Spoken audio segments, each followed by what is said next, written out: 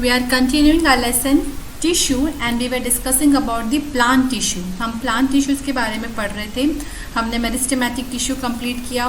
उसके जो 3 पार्ट होते हैं that is apical and intercalary और लैटरल, वो पार्ट हमने कवर किया.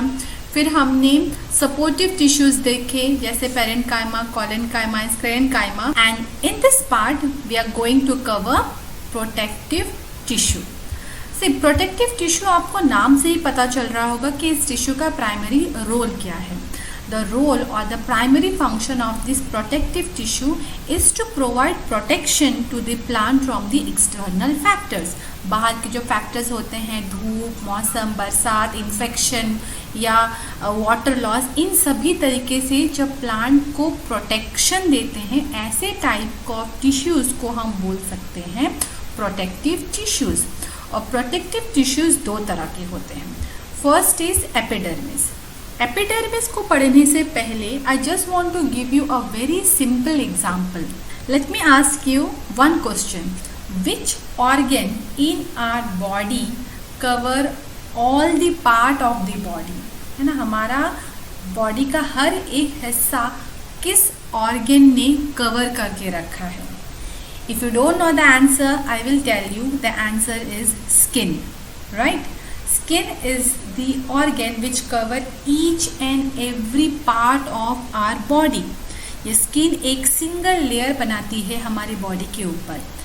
Exactly in the same manner, plant and trees also have this layer. उनकी भी skin होती है पर उनकी स्किन हमारी तरह नहीं होती है. They have that layer known as a epidermis. So epidermis is a outermost thin single layer of cell and it cover the entire plant. Plant के हर एक हिस्से में ये होता है, whether it is a branch और whether it is a roots, fruits, leaves, everywhere epidermis is present. Epidermis जो क्या करता है, ये बहुत टाइटली पैक्ड होते हैं. Their cells are flat, they have no intercellular space between them. अगर उनमें इंटरसेल्यूलर स्पेस होगा तो what happen, it can not provide better protection. क्योंकि अगर स्पेस होगा तो कोई भी चीज़ उस लेयर को आर पार कर सकती है ना. Anything can go inside and anything can come outside. So that is why this epidermis do not have any intercellular space in between them. Also, places where there is less water, like desert area. Desert area में क्या होता है, already पानी बहुत कम है, plants को मुश्किल से पानी मिल पाता होगा. और ऐसे में अगर एक्सटर्नल फैक्टर जैसे अगर टेम्परेचर बहुत ज़्यादा बढ़ जाता है तो प्लांट से ट्रांसपीरेशन होता है, means loss of water. At that places what happen, this epidermis of the plant they become thick. उनकी जो epidermis means जो उसकी जो लेयर होती है ऊपर की, वो बहुत मोटी हो जाती है just to avoid any further water loss. है ना, ऑलरेडी प्लांट में पानी कम है, उसमें भी अगर पानी प्लांट से निकल जाएगा तो बेचारा वो प्लांट तो मर ही जाएगा. So in order to avoid such type of situation, this epidermis in desert like plant become thick to avoid frequent water loss and it is covered by the cutile. अभी cutile क्या होता है? Cutile means it is a waterproof layer. Many time in a desert area where the epidermis want to prevent the loss of water, they release a waxy coating known as a cutile. और जब ये क्यूटिल एक layer बना देती है तो उसको हम बोलते हैं क्यूटाइल. क्यूटाइल की वजह से क्या होता है, एक अच्छी खासी लेयर बन जाती है एपिडर्मिस के ऊपर और जिसकी वजह से कोई भी वाटर लॉस नहीं हो पाता है. वैक्सी कोटिंग की वजह से क्या होता है, इवन अगर पत्तों में कोई पानी भी गिरता है या इफ़ दैट लीव्स और a plant comes in contact with the water तो फर्दर कोई डैमेज नहीं होता, कोई इन्फेक्शन नहीं होता प्लांट को, या ये पत्ते सड़ नहीं जाते. So it's all because of this cutile which forms a thin layer over this epidermis. क्यूटाइल की वजह से आप देख सकते हो कि पत्तों में जो पानी गिरते हैं ना, जिसकी वजह से इस पत्तों में कोई इसी तरह का नुकसान नहीं होता. It can easily remain in the water. If in the desert area, it also prevent the water loss. Now, I told that epidermis is a layer which cover all the part of the body, है ना. Epidermis जो होता है वो plant के हर किसी part को cover करता है और इससे इंटरसेल्यूलर स्पेस बिल्कुल नहीं होता है, कोई भी चीज़ अंदर जा नहीं सकती, कोई भी चीज़ अंदर आ नहीं सकती. But in photosynthesis we have studied the exchange of gases, कि कैसे कार्बन डाइऑक्साइड अंदर आता है, ऑक्सीजन बाहर निकलता है. तो हाउ इज इट पॉसिबल, ये कैसे हो सकता है. If the epidermis cover whole part of the plant, तो ये एक्सचेंज ऑफ गैसेस या ये exchange of water evaporation, transpiration कैसे होता है. It's because of stomata. Now before stomata, just give you a small example कि epidermis is present everywhere, but epidermis is absent, or you can say this epidermis have a small spores on the surface of the leaves. leaves के surface पे छोटे छोटे pores होते हैं.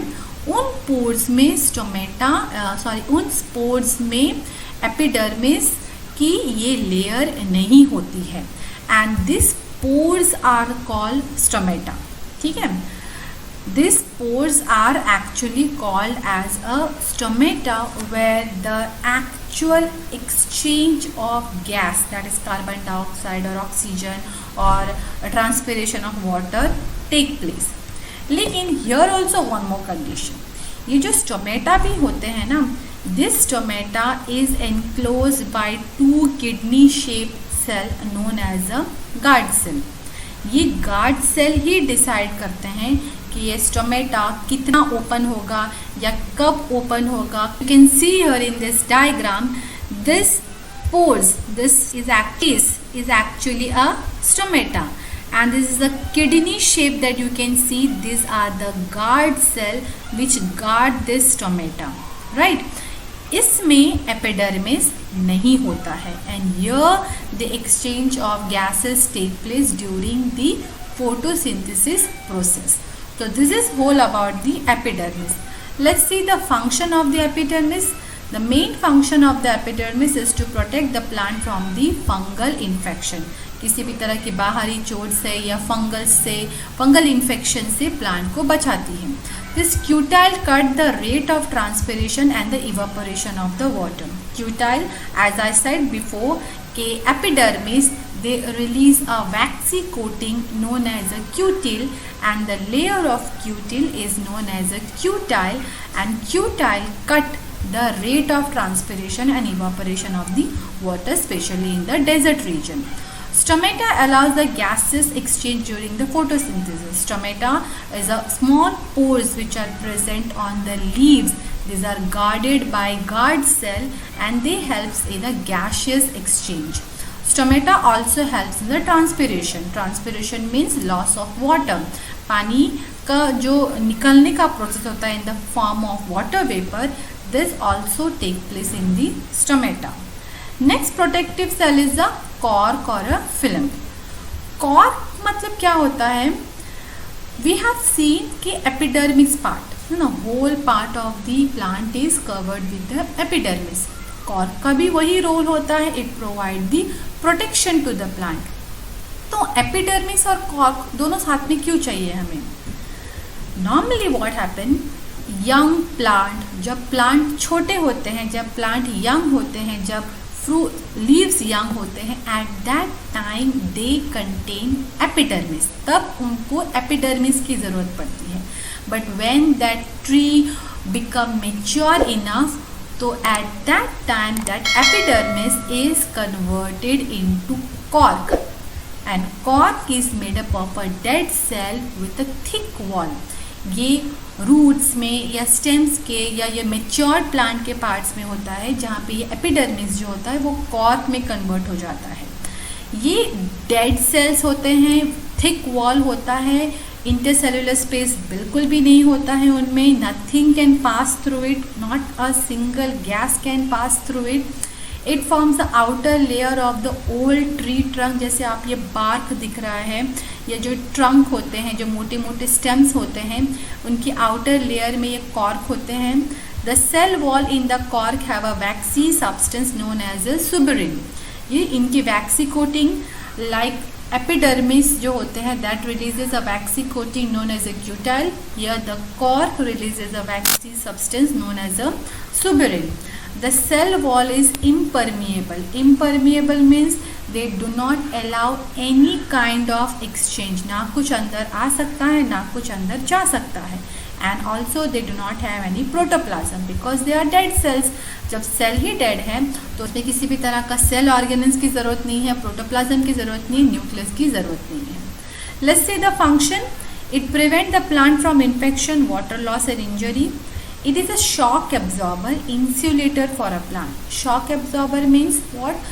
आप बड़ा कोई पेड़ है, बहुत बड़ा ट्री है, उसको आप धक्का दोगे तो उसको चोट नहीं लगेगी. अगर उसको कुछ शॉक लग भी रहा होगा, that shock will be absorbed by this cork. So this is a shock absorber for the trees. Cork is a shock absorber or an insulator for the trees or a plant. It provide rigidity to plant. Rigidity का मतलब होता है मजबूती देना, strong बनाता है. It is used for making sports goods, bottle stopper, shuttlecock, table tennis, या जो स्पोर्ट्स आइटम होते हैं या फर्नीचर्स वगैरह जो होते हैं वो नॉर्मली इसी हार्ड सब्सटेंस यानी ये कॉर्क से बनता है. So this is a function of the cork and the structures of the cork. Where it is found, we have completed the protective tissue of the plant, and in the next part we will continue with the permanent tissue.